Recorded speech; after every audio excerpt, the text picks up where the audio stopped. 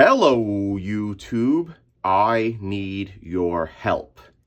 And many people in the comic collecting community may not like the question that I am going to ask right now, but it's been on my mind for quite some time. This is a copy of The Brave and the Bold, number 28. It's the first appearance of the Justice League.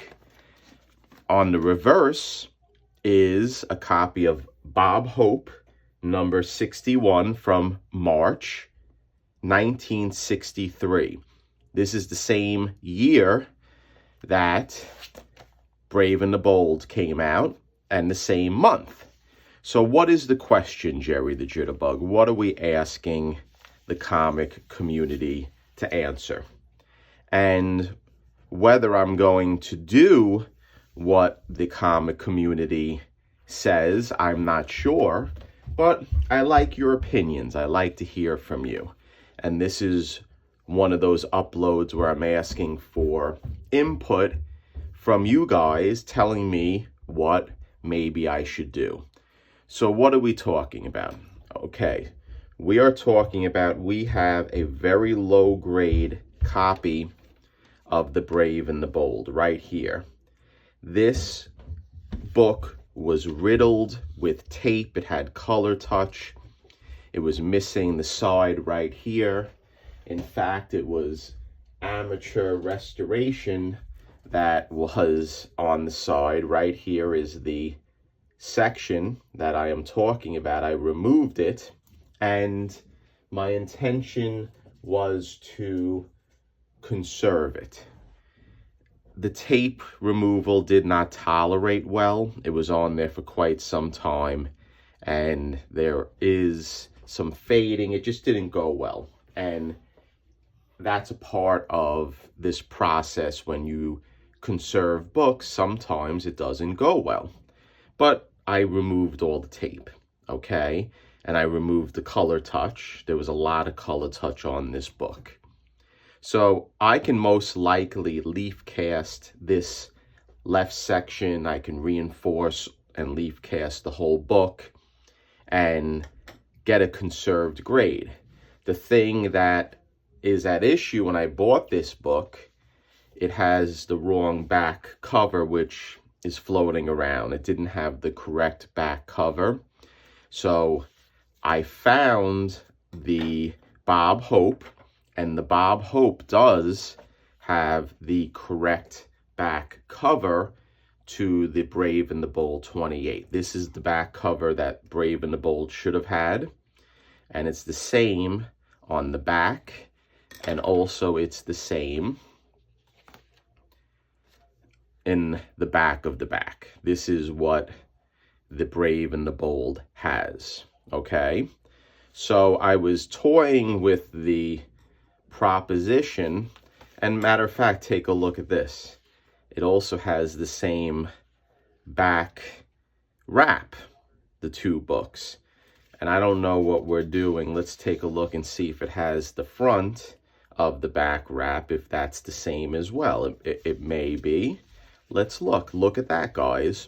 It's the same back page as well, front and back. Isn't that amazing? So what my proposition is, and what I'm asking you guys to help me with, is, should I go full restoration? That is the question. Now, I do have another copy of The Brave and the Bold. It's a 0.5. It's universal. But I'm toying with the proposition of perhaps going full restoration. And as you can see, it's the same back cover, or a back of the front cover as well. And that is what I want to ask the comic community to answer. Should I go full restoration with this book, which will include color touch, which will include graphic reproduction on the spine? And I want to see what I can get from CGC in relation to the color touch. Can I secure a high professional grade And the way I want to do it, and I want to explain how I'm going to do it, I was thinking about taking the Bob Hope cover off, flattening it out, obviously. And I know Bob Hope wouldn't mind because he was a great guy back in the day. And I actually saw him at the Westbury Music Fair on Long Island when Jerry the Jitterbug was a little boy. And I think I've mentioned this before. And the way I would do it is I would remove the graphics on the Bob Hope by sanding it, by using light sandpaper, very high grit, 1000 grit. And if I gently sanded away the graphics, I can get this down, I think, to pure white paper, removing layers of the paper and keeping various portions of the cover, including this DC logo right here. Then what I would do is I would take the Brave and the Bold and I would glue it on to the Bob Hope cover with methyl cellulose. We're still going to try to use conserved methods in addition to the restored methods, and I would maybe keep a portion of the comic code to get it on it to make this comic code complete, and see how this lines up with the Superman DC logo. I would keep that because that's very hard to reproduce. Then I would reproduce all of the graphics going on the spine, and it would be a combination of leaf casting. It would be a combination of all good things to make this Brave and the Bold cover nice and accurate and restored. And then when we flipped it, we would have the beautiful interior, all nicely done, donated by the Bob Hope. We would remove this tape, but this is in real nice shape. And then what we would have is the back cover all in nice shape as well, because this is in really nice shape as well, in my opinion. And submit it to CGC and see what we can do in the restoration world. Now, I know the CGC purple label is frowned upon, and I get it, I understand, but I don't know. I'm thinking I would like to go down this path perhaps and explore it and see what I can do with the restoration. So the question is, let me know in the comics. Jerry the Jitterbug, you're nuts. Don't do the restoration.